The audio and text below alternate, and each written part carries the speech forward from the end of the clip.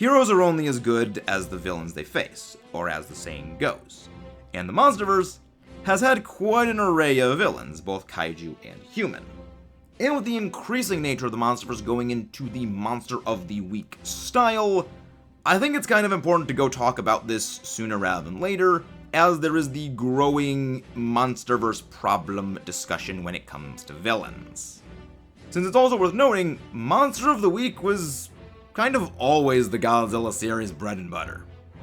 And that is what we're going to be looking at today. Does the MonsterVerse really have a villains problem? Because this is something that has come up quite a bit in discussions on my channel and in the comment section, as well as something that I have thought about just seeing the general discourse of the Godzilla community with respect to each time a new MonsterVerse film comes out or is announced. And there are quite a lot to actually go over. We're going to be looking at the villains themselves for this. The Mutos, the Skull Devils, King Ghidorah, Scar King, to a degree Tiamat does fall under this, Mechagodzilla, Rodan, and even the human characters, as well as Shimo will be included on this list, as we'll be getting into that later. Breaking each of them down and really dissecting their character. This was a lot larger of a project than I was anticipating, so if you guys haven't done so already, don't forget to comment your thoughts below. Which one is your favorite? Which one is your least favorite? Do you think any of them were good, bad, or should another kaiju belong on this list, or not belong on this list? Or any of the human characters belong on this list?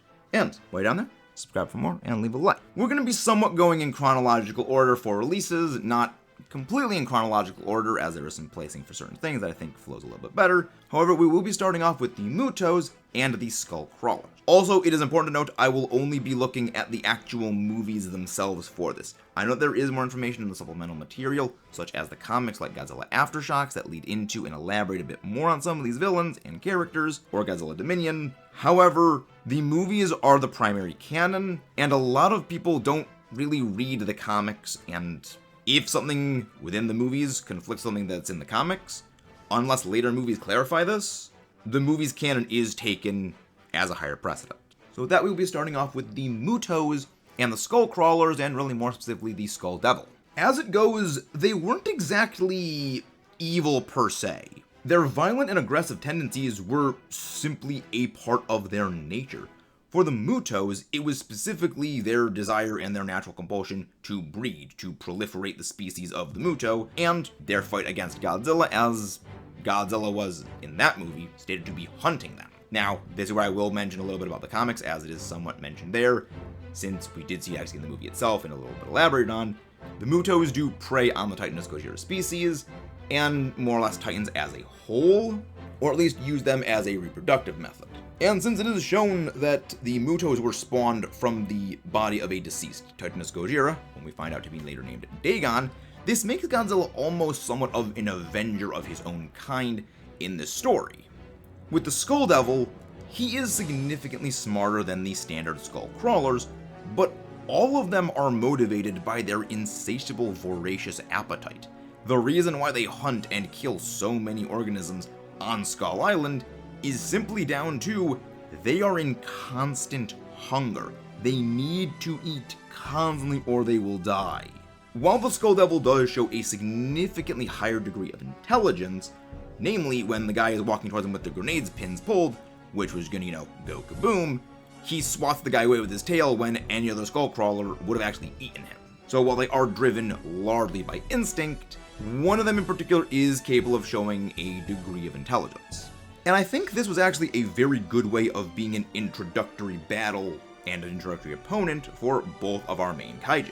They're not these monsters with massively elaborate backstories. They're not the MonsterVerse's incarnation of an existing villain. While they do draw on past antagonists or past enemies of these kaiju for inspiration, the two-legged lizard for the Skull Crawlers, as well as to a degree the Meat Eater, while the Muto has a little bit less inspiration drawn on it for a specific kaiju in the Godzilla series, Godzilla has battled a variety of various insectoid monsters, allowing for a degree of familiarity with the audience, for those who have known these creatures for a long time, and being a good introductory point for those who have not seen these creatures, as well as not potentially wasting a future incarnation of one of these old monsters. That is to say, they are not copycats as well.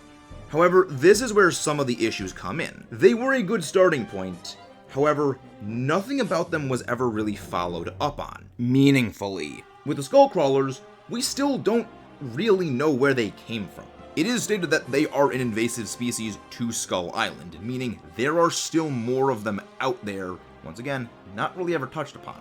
With the Mutos, yes, we did get the Muto Prime in Godzilla Aftershocks, but as said before, that really brings up a lot more questions than answers since they did use the Titanus Gojira species to breed more, and the Queen Muto appearing at the end of Godzilla King of the Monsters, which is stated too, if Godzilla does not game end her, she will turn into a new Muto Prime. Meaning, once again, there are several of these creatures, and likely several other Titanus Gojira that were ended for them to continue propagating. This lack of following up wouldn't exactly be a problem if it weren't for the fact that they did appear later on, showing that they are still being considered for things.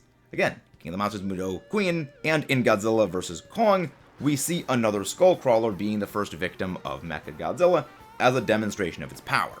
This as well as the fact that their personalities are not really put on display all that much.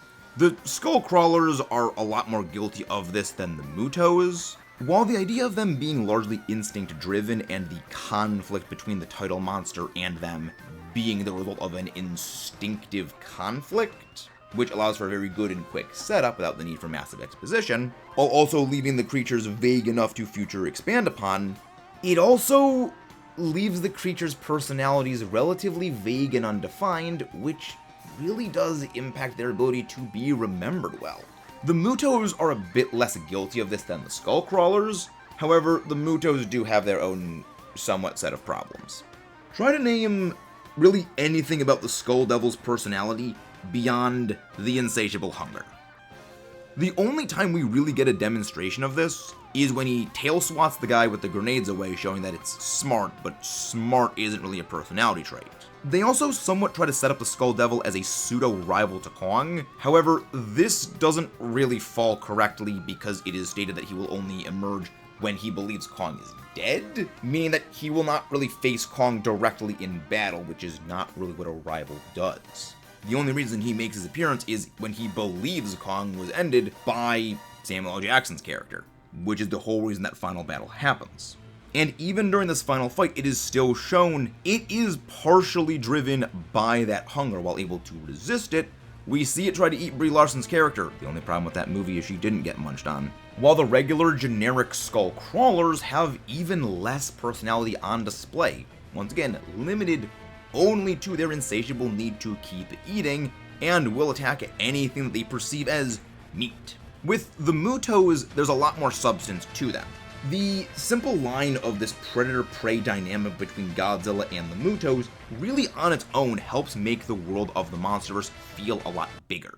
Like, we are only seeing a very small piece of everything that is ongoing. It creates an intrigue, a mystique, and this implicit backstory. They also get a lot more screen time interacting with one another, so we do get to see a bit more of their personality. And that they are not just there to breed and proliferate more. We see them show affection for one another. We see the male bringing over an offering to the female, showing that it is intelligent, it is very forward-thinking, and their in-battle coordination without verbalizing also does a good job of implicitly showing more elements of their personality. She is using her brute strength to fight Godzilla, the male being a distraction, flying around and getting in pop shots. We get to see the sheer anguish and despair on the female Muto after her nest is destroyed, and then the single-minded wrath which she pursues Aaron Taylor Johnson's character after. So they do have a little bit more on display than the Skullcrawlers, which is good. The issue is, a lot of their fights are intercut with the movie's constant cutaways. And also the movie is pretty dark and it's hard to see. So while they are expanded a bit more, it still does leave a lot to be desired in terms of actual personality. Godzilla does get far more character depth in the movie because he's the main character. So while both movies definitely don't make too many missteps with their introductory kaiju, they also don't do anything exceptionally well. The only major letdowns really being that there are no well-presented follow-ups, while these same creature species are actively being shown. If they were kind of dropped afterwards and almost never mentioned again as they were still living organisms of their kind, it wouldn't be as much of a problem. But the Skullcrawler in Godzilla vs. Kong and the Muto Queen at the end of King of the Monsters show these are still things that are present in the MonsterVerse. It leaves them feeling comparatively bland to the later on creatures that appear in the same movies as their later counterparts. And even in the spin-off supplemental comics, they still don't elaborate that much on them. While, yes, you do need to pay for them to rent them in order to read them online, which they are online, they still leave a lot more questions than answers, because those comics are really setup bait for other elements of the MonsterVerse. It's not so much about those creatures and actually giving explanations of them. The blandness almost isn't a bug, it's a feature. So while they have a lot of promise, they were really let down by future writers, unfortunately. I know I'd like to see more on them. What about you guys? King of the Monsters is a bad movie. As a movie, it makes next to no sense. There are still a lot of the cutaways that were a problem in Godzilla 2014, though comparatively less. And some of the other framing scene problems from 2014 still bleed in as well. And like 2014, it's also a little hard to see some of the action, though these are much less pronounced than 2014 itself, among many other problems with the movie. However, the kaiju are not one of those problems. King Ghidorah especially. I have never been shy about saying that the MonsterVerse incarnation is probably my favorite version of the character we have ever gotten. He's big. He's bad, no one is in control of him, he came to Earth to take it over and slaughter all of its inhabitants after terraforming it to his liking. Pure evil incarnate, he is cold, calculating, and with an ego the size of a planet. There is really very little complexity to him as a villain. He is simply evil to be evil. King of the Monsters was fantastic when it came to the writings of all four of the kaiju. The humans and plot, not really so much. Godzilla is really the only kaiju that King Ghidorah deems as being worthy to face him in battle, since Godzilla was the one that defeated him before, and now he wants revenge. We also do get to see each of his three heads have a distinct personality. Iki, the middle head, is the leader and keeps the other two in line. He is capable of fully assuming control of the body and directing the other two to his will, though most of the time leaves the two of them to their own devices, as the three of them thinking in coordination allows for somewhat better combat advantages. The head to the right, Ni, is actually the much more aggressive one, purely bloodthirsty and wishing for destruction. And the leftmost head, known as Kevin, is actually the much more curious one and is, while not quite docile as a lot of the fans like to make it out with the memes, is more interested in investigating things and somewhat more thinking about observations than direct attacking. These three, under the direction of the Iki head, form King Ghidorah. So King Ghidorah is essentially Iki, but with the composition of the other two as a contributing factor. Dismissive of basically everything short of Godzilla, they initially ignore the orca at the start of the movie. The only reason later on they actually view the orca as something to be destroyed is when they realize it is capable of potentially subverting his control over the other titans, deeming it a threat to his existence, goes out of his way to destroy it. He tolerates absolutely no disobedience or possible rivals, which is the reason why he wants to face Godzilla. Though, he does not think the most tactically obviously the best solution would be to gang up on Godzilla with Rodan, though he wishes to face Godzilla in single battle, purely to avenge his own ego. And while Godzilla does share some of these tendencies, namely the aggression towards those who disobey him, with Godzilla, it is because he has the best interest of the planet at heart, and goes out of his way to not end other kaiju, using it only as a last resort, where Ghidorah views opposition as needs to be destroyed immediately, giving this to an almost Optimus Prime and Megatron dynamic. The disregard he shows to Mothra is not so much out of disrespect, as Mothra was there when he originally lost in the past and was frozen, but rather as Godzilla was the one who defeated him, his fight is with Godzilla. More likely than not, Mothra is the reason Rodan was spared when he fought against King Ghidorah, as he does not tolerate dissent, so sparing the giant pterodactyl is a bit out of character, until you realize Godzilla has his own flyer, and King Ghidorah knew of this partnership in battle well before the battle was going to happen. He was planning on fighting Godzilla and having his own backup. Needed to keep the immortal Moth busy while he took on the King of the Monsters. Since Rodan wasn't really meant to beat Mothra, King Ghidorah is fully aware that Mothra is a very powerful kaiju in and of herself, as she is a primordial, and his role was really just to stall for time. Again, he's very simple and very straightforward. And they really nailed this kind of a villain amazingly in a movie despite the bad writing of just about everything else. Especially since the battle with Godzilla in the final scene is brutal. Actually, all of the fights between them are brutal. They really do pull out all the stops, with Godzilla ripping off the Kevin head, to just the slamming one another into buildings, to Ghidorah just dropping Godzilla from the upper atmosphere. You really do get the sense that neither of them are holding back in any way whatsoever, and they are risking everything here. Since Godzilla does actually fight relatively cautiously on most cases, now this is again because he doesn't want to kill other titans, while Ghidorah doesn't really deem other titans as worth his time to fight. As well as playing out a lot of the tropes of his original characterizations, in that every movie, barring the original Ghidorah the Three-Headed Monster, Ghidorah is actually under the control of either aliens or humans, and is simply an instrument of their will. He had no real personality of his own. Even in GMK, he was simply a tool to be used by the souls of Japan's honorable dead to face Godzilla. Here, he firmly rejects the Orca's commands to do whatever Maddie Russell told him to. Which makes me kind of roll back and forth on, do I like the idea or do I not? Because the Orca kind of is a stupid concept. But it was funny to see them kind of take a jab at that, because that is one of my least favorite things about past King Ghidorah incarnations. But all this together really does allow this King Ghidorah to stand on his own. He is presented as a much grander threat, being a creature with his own agency and having the power and viciousness to back it up, while still being familiar enough for older fans to recognize, and different enough to not be seen as just a carbon copy of what came before. And unlike just about every other kaiju on this list, Ghidorah actually did get a somewhat well-elaborated follow-up to his character fight. That being in MonsterVerse's incarnation of Mechagodzilla. Something that I know a lot of people are very split on. They either love MonsterVerse Mechagodzilla, or they hate it. And most really seem to trend towards that second one, largely because of that inseparability from King Ghidorah, rather than being his own distinct incarnation as a character presented by the movie itself. This being one of the 4 primary problems with this guy. Those all being naturally, 1, Mechagodzilla being King Ghidorah essentially reborn, at least in perception. This is not actually the case.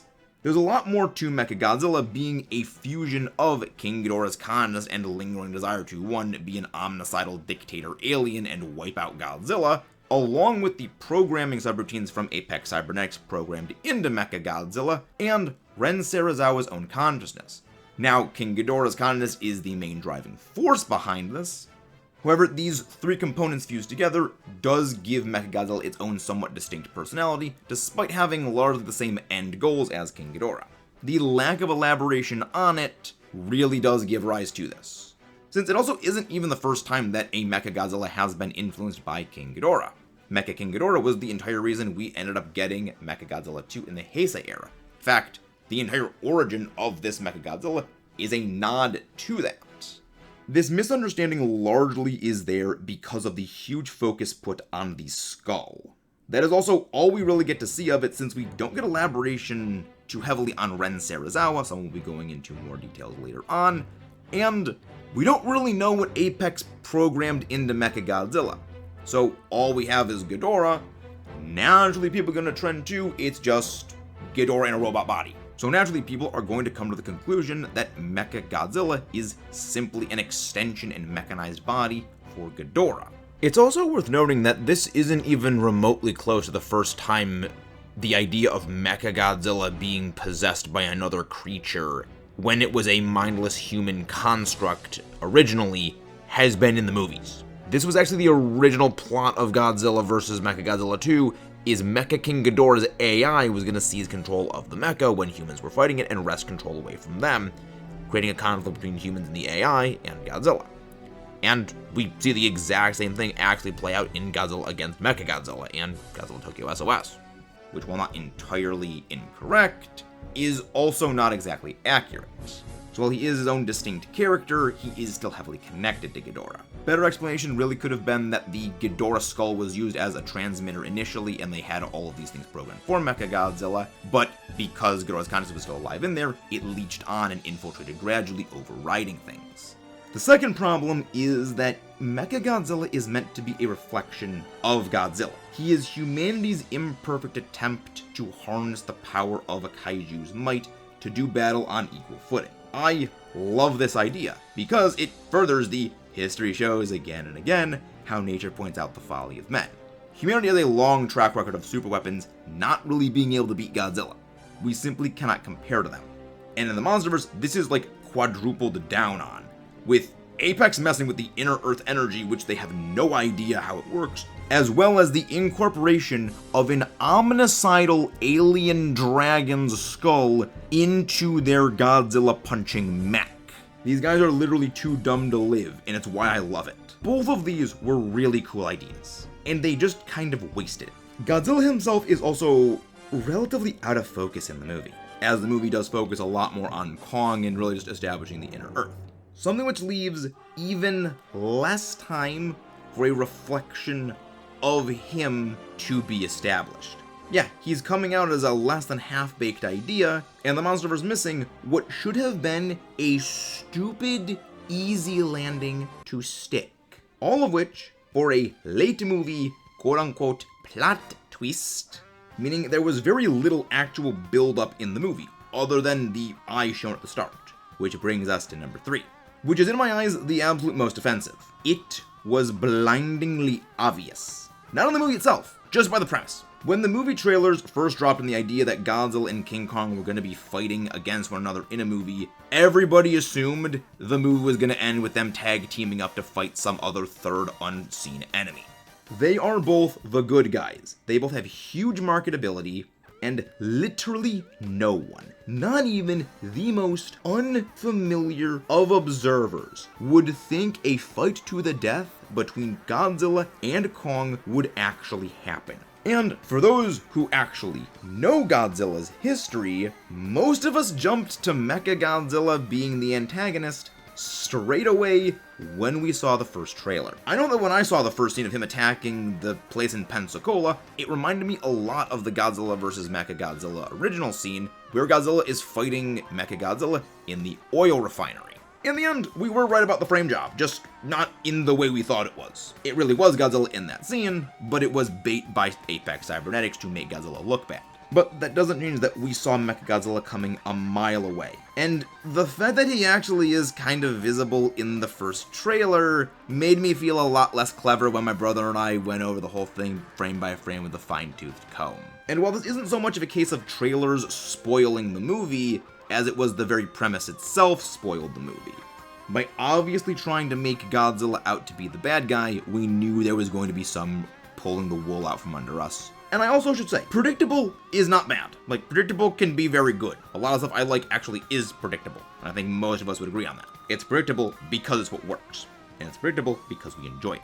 The issue is, they just did it beyond poorly by trying to write it simultaneously as a plot twist and being obvious that it was Mechagodzilla. Meaning a combination of very poor, rushed setup, so there is very little payoff for those of the people who are not expecting it, and it just feels like it comes out of nowhere, and a very belabored feeling of finally, when those of us who saw it coming were confirmed to have been right about what we were thinking the whole time. Keep in mind, people were thinking that in the many months before the movie even came out, not when sitting in the movie itself, resulting in no one really winning. And fourth is his design. It's not exactly what one would call top tier. The MonsterVerse did a great job with King Ghidorah, Mothra, Rodan. I'm even a very big fan of MonsterVerse Godzilla, even though I know a lot of people are still mixed on him. I will also freely admit, I love MonsterVerse Mechagodzilla, though I understand why people do not like it. I was not a fan of it at first myself. He is an enormous deviation from past designs. So while you can still tell it is Mechagodzilla just on silhouette, You compare him to Kiryu, even the original Mechagodzilla, and Mechagodzilla 2, he does not resemble Godzilla nearly as closely as his historical counterparts, which really did look more like a chromed out version of Godzilla. Since MonsterVerse is drastically different, it looks a little bit more skeletal. Its arms are not in the same proportion as Godzilla's. All mixed with, MonsterVerse Godzilla is still a somewhat controversial Godzilla and highly debated whether it is liked or not within the community. And a Mechagodzilla that is derived from that will be even less liked, because it deviates even further from what people really like about Mechagodzilla. That and the fact that this Mechagodzilla is designed to be a little bit more, and I hate using this word, realistic and practical, but that's really the way that it is built. All of Mechagodzilla's construction and weapon systems in this movie do serve a function. He doesn't really have superfluous flourishes that past Mechagodzilla's had. This leads to things like not really having the teeth that past Mechagodzilla's had, his hands being those giant clamps instead of claws and being further elongated. Compared to the original incarnations of Mechagodzilla, particularly something like Kiryu, where he has claws. Mechagodzilla 2, he has hands. He never uses them, but he has hands. Mechagodzilla in the MonsterVerse, its mouth is filled with 4 buzzsaws, so it doesn't need teeth. Its hands don't have claws because it's not meant for slashing, it's meant for grappling and slamming things.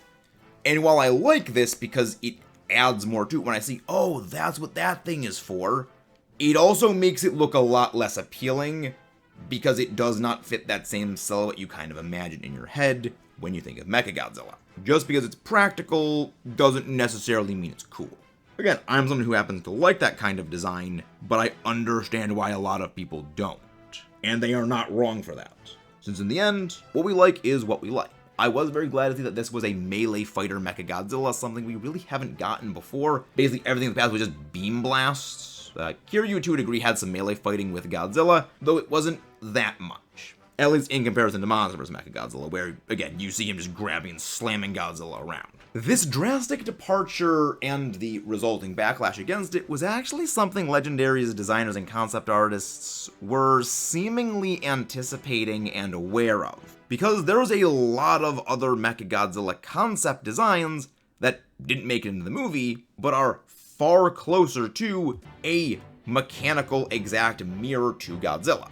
I will let you come to your own conclusions, since I have a lot of thoughts on these. I think there's pros and cons to both the design we got and these designs themselves, but as for which is better, I think that's for everyone to decide for themselves. And all of this, in addition to the writing, does lend itself to not doing Mechagodzilla MonsterVerse any favors whatsoever. His writing was a bit poor, his design not really that appealing, and he just kind of comes out of nowhere. None of those are things that really lend you to being well liked. It is legitimately impressive how much they dropped the ball with this. He really is a lot more of the same as we got with King Ghidorah, just with a lot less of his personality actually on display. None of Ren or Apex's programming being present, outside of really the Apex link being the way that they shut him down by just pouring the alcohol on the console, giving Godzilla and Kong the opening to beat him, which, again, no real payoff for that. Which, if anything, kind of repeated the thing I dislike the most about King Ghidorah. The shutting down the brain control thing is what gives the kaiju the opening to win, is the exact thing they did here. As well as involving the humans, when most people don't want the humans involved in the kaiju fights, because when we don't like humans, we don't want them to be involved. If we like the humans, we're okay with it. Hence, Trapper and Godzilla Kong the Empire. Which brings us over to Ren, our first human villain on the list. The idea of this guy is freaking brilliant. Ren Serizawa, Dr. Ishiro Serizawa's son. He resents Godzilla because Serizawa spent so much time away from his son studying and working for Monarch, leaving the estranged son with nothing but a loathing and disdain for what he saw as the big brother that stole the attention of his father. And then, his dad died sacrificing himself to revive and save that very same creature from King Ghidorah. Now, as the pilot of Mechagodzilla, he is using King Ghidorah to try and kill Godzilla. Never thought I would see the day where a conflict in Godzilla was caused by daddy issues. And it is probably one of my favorite things about that movie. It is a very, very dark twist to all the positive we've actually seen of Dr. Serizawa. the idea of the scientist interested in studying the kaiju, except only here, he does it purely as a means to find better ways to end them. And none of this is explained in the movie. It is hardly even hinted at. It is one of the few times I will actually praise the novels for doing something right in that they actually elaborate on this, because some of it is shown in the movies and there is implications of many of this shown, but it is just not it is simply not elaborated on. Since yes, the novels, while non-canon, they at least give attempt at insight at what the movies were trying to get across, or was cut out from the movies. One of these being that Ghidorah's consciousness was intensifying those darker feelings of Ren when he was in control of the Mechagodzilla mech. Now, Ren was by no means a good person prior. He was a horrible, vile person filled with hate and rage and loathing for Godzilla. It was simply that Ghidorah added a little bit more, just making them stronger. Likely stripping out and downplaying the love he still had for his father as much as it was, because Serizawa did sacrifice himself to save Godzilla, and now he is going completely contrary to the father that is the reason he hates Godzilla. This is actually how it was. King Ghidorah was able to take full control of Mechagodzilla after the Inner Earth energy was applied, allowing for the fusion of Ren's consciousness, King Ghidorah's consciousness, and Apex's programming to coalesce into the singular entity known as Mechagodzilla's personality. Though King Ghidorah was in the very much driver's seat, probably 80% of the consciousness was King Ghidorah.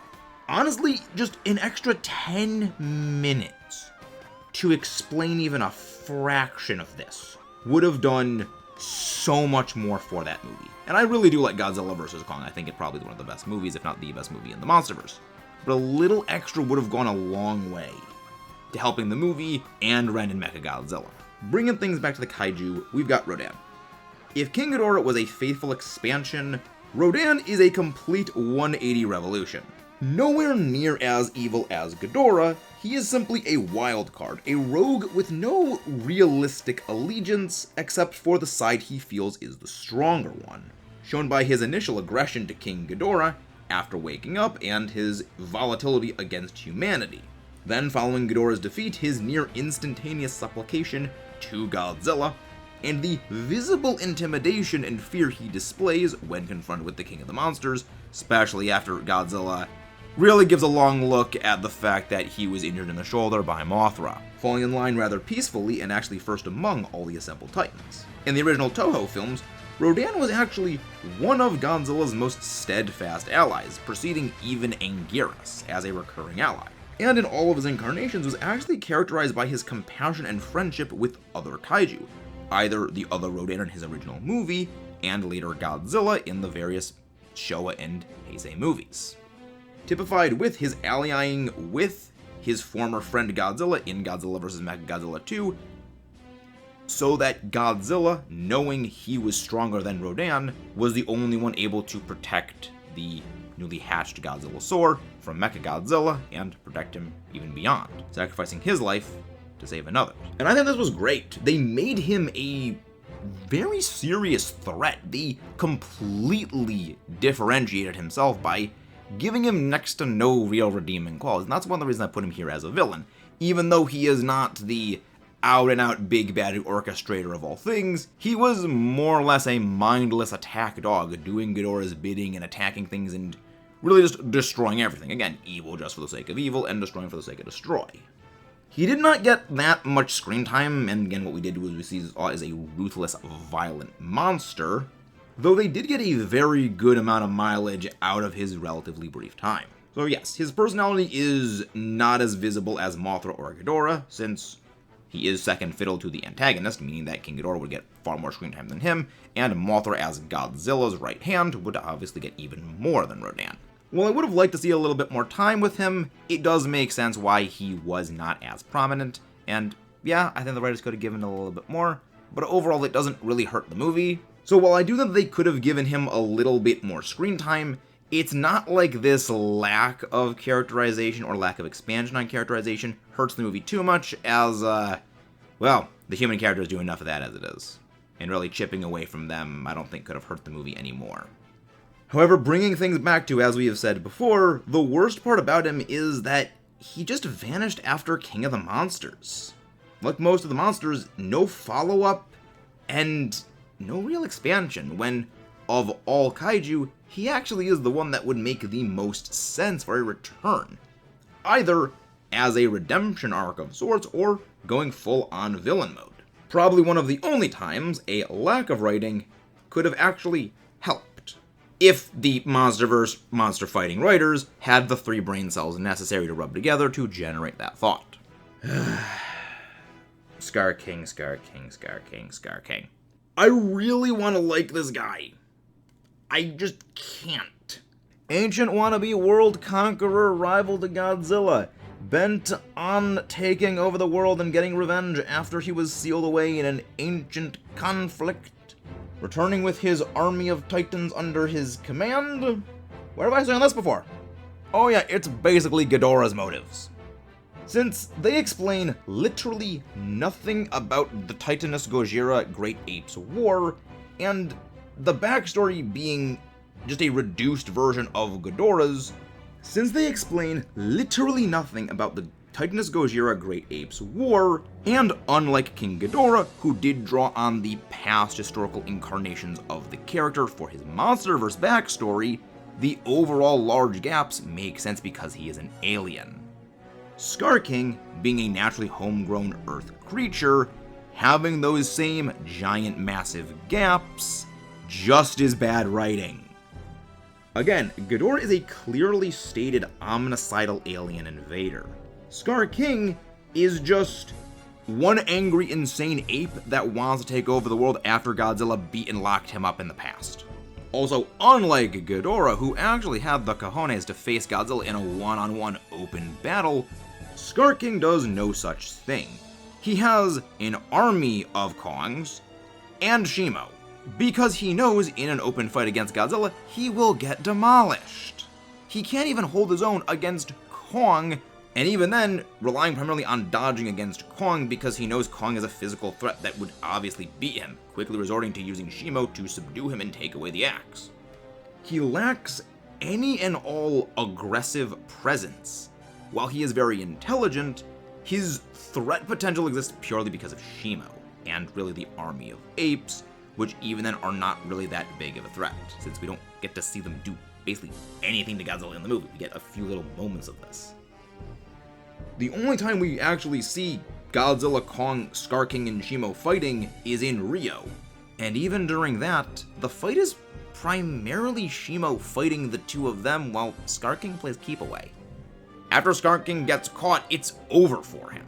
Unlike with Ghidorah and any of the other Titans in the MonsterVerse, there's a lot of back and forth. With Scar King, it's just lopsided. It is an almost unsatisfying viewing for that reason. Yes, I get it, rule of cool, ape army, subservient kaiju slave thing, it's a neat idea. But the execution was horrible. They could have done a lot of really cool things with this idea. But the lack of explanation and, as strange as it is to say, the over-focus on spectacle leaves kind of missing the forest for the trees. Paired up with the fact that his personality is completely non-existent. His goals are just to take over the world, kill Godzilla, profit, question mark, question mark, question mark, as well as he is far more of a King Kong enemy than a Godzilla enemy.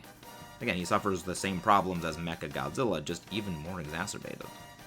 This is why Shimo is actually here as well, since despite Scar King being the big bad, he's actually not the threat presence in the movie. That belongs to Shimo. And yes, and she is another one of the massive issues in Godzilla Kong the New Empire, something that we're actually going to have a whole video dedicated on in the future, as despite as much as I like that movie, it's got a lot of problems. Much like Mechagodzilla, she is a counterpart to Godzilla himself, and like how Scar King is for Kong. However, a lot like Mechagodzilla, again, this is handled incredibly poorly because one, Godzilla is once again out of focus for almost the entire movie, and the moments we do see her fighting Godzilla is almost the exact same amount of time that she actually spends fighting Kong earlier and later in the movie. As well as in that same fight, Godzilla is consciously holding back against fighting Shimo. Because he understands she is not doing this of her own volition, he is not going all out. He is simply trying to keep her away from Kong so Kong can get the Whiplash Crystal. Again, the entire final battle of Godzilla Kong the Emperor is just a giant game of keep away. For all of Scar King's failures, at the very least physically, he is relatively distinguished from Kong. He stands out pretty heavily. He is much more lanky and long. His fighting style is based on speed and evasion, whereas Kong is based on pure power. Shimo, on the other hand, basically is just vanilla ice-flavored Godzilla, complete with an ice beam instead of the atomic heat ray. She is just a palette swap of Godzilla with what is essentially Mothra's personality, while also being absolutely overhyped into oblivion to the point where Godzilla needed to power up to fight her, or at least fight all of her and the Kongs, something that actively undermines the whole point of the MonsterVerse, which is that Godzilla is the strongest.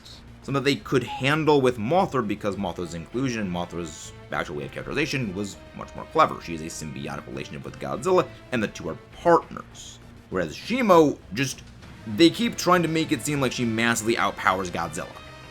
As well as even in the novels, and one of the reasons I'm glad the novels are non-canon, is saying that she's the one that froze Ghidorah. So that, if true, would also make King of the Monsters make even less sense. Now, I am hoping that their overhyping of her power is actually something that they've done in the past, which is just to make things seem more threatening and build up hype and suspense, than actually reflective of the characters. In fact, they have said before that the Muto and the Muto Prime were specifically evolved to counter Godzilla's species, and yet we see Godzilla capable of handling the Mutos relatively easily. At the same time, they're saying it was perfectly evolved to counter him, so what's the real root of truth? Is they evolved to counter him, or is Godzilla the strongest? Again, it's these kind of overhyping ideas that conflict with that are the foundational premise of the movies. Now, there is one possible reason for this, and that is that Godzilla actually was stronger than her before, and it was he simply needed the power bonus in order to be able to hold back against her, or that it was for her and the Kong army. Again, I would like a little bit of clarification on this, really whichever way it goes, which, again, contributes to the whole thing of writing's kind of been an issue. They're not good at taking these ideas and actually translating them. Until otherwise stated, I'm going to be operating under Godzilla powered up so he could face her on equal terms while holding back, rather than be forced to potentially kill her and not hold back.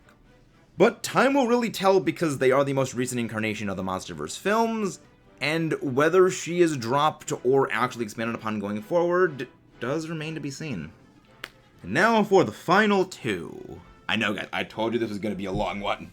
First, we have Tiamat. Yeah, I'm not really a big fan of her. She is more or less the Skull Devil, minus the hyper hunger. She really just wants to replace Godzilla as the Alpha Titan of Earth.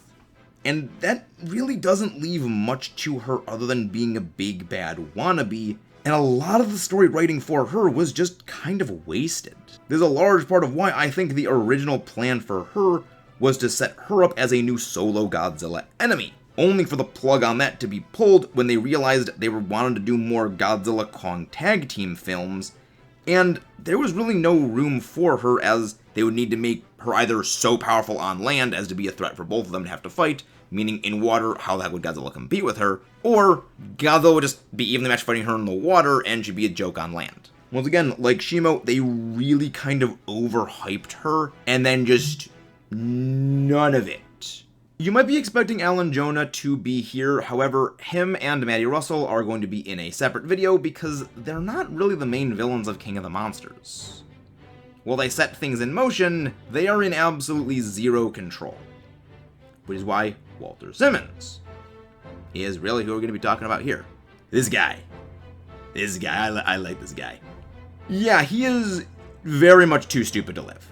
Putting King Ghidorah's skull in a giant kaiju mechbot, powering it with completely unknown inner Earth energy, is perfectly okay with endangering millions of people and going out of his way to intentionally tick off Godzilla. All of this is scarily believable human behavior. It's one of the reasons why when I tell people that the stupid things characters do in movies is actually believable, I think is true, because humans have done really stupid things throughout all of history, and if this stuff was real, I don't doubt we wouldn't do the same. Human's gonna human, Another thing that I actually applaud them for restraining themselves on is, despite being a businessman villain, they avoid the plot fall of making it all about greed, and that this is some giant scheme to make money and amass riches and basically just own everything. His goals are actually fairly understandable and even to a point respectable from the outside. He is entirely out to reassert human supremacy over the Earth and the kaiju, believing them to be a problem that needs to be dealt with. So while his goals are theoretically noble in protecting humanity from the Titans, it is the way in which he goes about this and the actual complete disregard for some humanity that makes him the villain. He is entirely willing to put millions of people in danger in order to advance his goals. Again, getting Godzilla to attack multiple places around the world, various Apex cybernetic facilities, his own workers, potentially people he knows who are in charge of those facilities, in order to further his goal of 1, making Godzilla be more reviled by humanity, and 2, acquiring more data so that he can build and perfect Mechagodzilla to face and defeat him. This also brings into his massive ego, thinking he can actually one-up Godzilla, something which resulted in his complete end by Mechagodzilla. Again, alien skull plus inner Earth energy in kaiju robot armor does not end well. Absolutely my favorite non-heroic human character in the MonsterVerse by a long margin. Despite being an idiot, he is actually fairly well written, because flawed characters do not mean flaws in the writing exclusively, they mean characteristic flaws, his being his ego and his stupidity. And they make a lot of sense and are pretty well fleshed out, since you can pretty well understand why he is doing what he is. And in fact, in other series, this actually could be a protagonist motivation, protecting humanity from the monsters. My stories. A character like him is far more entertaining to watch than someone who just is super smart and doesn't really make any mistakes and a BS reason has to be made for them to lose. So while he was very briefly there, he is kind of the human antagonist more MonsterVerse villains should be aspired to be like. So, in summation, does the MonsterVerse actually have a villain problem? I don't think so, no. The problem is more so, if anything, the writing and execution than the villains themselves, as most of the ideas are relatively well-founded and sound ideas. Things that have worked either in previous movies in the kaiju series, or are new ideas that hold a lot of potential. The issue is the implementation. Since we know Hollywood is not exactly good when it comes to writing, at least these days. A good idea with poor execution is, in my opinion, far worse than a bad idea with the best possible execution attempted. Because when you've done that, you have completely destroyed that good idea going forward. They have shown that they can do well-done villains in the MonsterVerse. King Ghidorah was fantastic. I think that they did a good job with the Skull Devil and the Mutos when it started out. Yes, by comparison now they have become a little bit bland, only because they have escalated so heavily so quickly, trying to go out of their way to top what they did before, instead of focusing on just doing a good idea well. Changing hands of writers and the somewhat mentality of an ADD brain audience thinking we forgot about everything that came before is not the right way to do it. Just because you introduced a shiny new kaiju doesn't mean that everything that came before we kind of just turn our brains off to. It is specifically because the MonsterVerse has this continuity that it is so loved. The Monster of the Week style formula has been something that the Godzilla series has used for decades at this point. It works. As the MonsterVerse stands now, it isn't much different than how the Toho movies of the Showa and Heisei era really were. Especially in the Heisei era where you didn't have all that many recurring monsters. While some monsters in previous films did influence later monsters, you did not directly have monsters who would return. From Mecha King Ghidorah we did get Mechagodzilla 2, and from Biollante we did get Space Godzilla, but those antagonists or those monsters never showed up a second time. Now, the Showa era was basically entirely characterized by these recurring enemies and recurring allies, showing that the MonsterVerse is not the first time exploring this territory. However, the one thing the MonsterVerse has done wrong that they at the very least did well was they made it very clear that the continuity in this Monster of the Week style is present. So the real enemy of the MonsterVerse is the writers. But those are just my thoughts. Feel free to comment your thoughts below, leave a like on the video, and subscribe for more. I've been Max Allo. Long live the Kaiju King.